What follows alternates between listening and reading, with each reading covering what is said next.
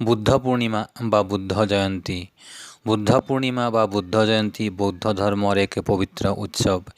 এই বুদ্ধ পূৰ্ণিমাৰ দিনাই ভগৱান বুদ্ধৰ জন্ম হৈছিল, পৰম জ্ঞান লাভ কৰিছিল আৰু মৃত্যু বা ইহলীলা সম্বৰণ কৰিছিল।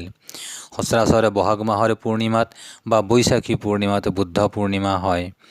এই বুদ্ধ পূৰ্ণিমাত মা লক্ষ্মীৰ পূজা অৰ্চনা কৰিলে মা লক্ষ্মীৰ বিশেষ কৃপা লাভ হয়। সিদ্ধাৰ্থ গৌতমৰ শাক্য নামৰ ক্ষত্ৰিয় বংশত 563 BC লুম্বিনী নামৰ ঠাইত জন্ম হৈছিল। দেউতাকৰ নাম শুদ্ধোধন আৰু মাকৰ নাম মায়াদেৱী।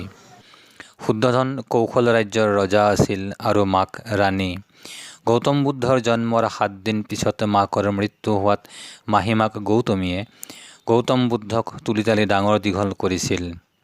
গৌতম বুদ্ধই 16 বছৰ বয়সত যশোধাৰাক বিয়া পাতিছিল আৰু তেওঁলোকৰ ৰাহুল নামেৰে এটি পুত্ৰ সন্তান আছিল।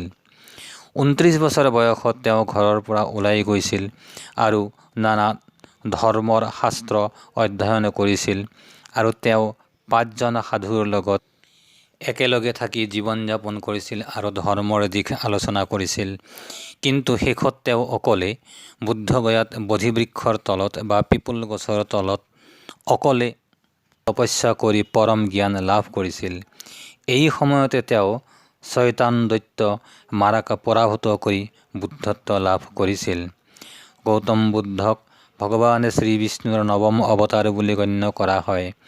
তেওঁ বৌদ্ধ ধৰ্মৰ প্ৰৱৰ্তক আৰু গোটেই বিশ্বত বৌদ্ধ ধৰ্ম প্ৰচাৰ কৰিছিল আৰু শান্তিৰ বাণী বিলাইছিল।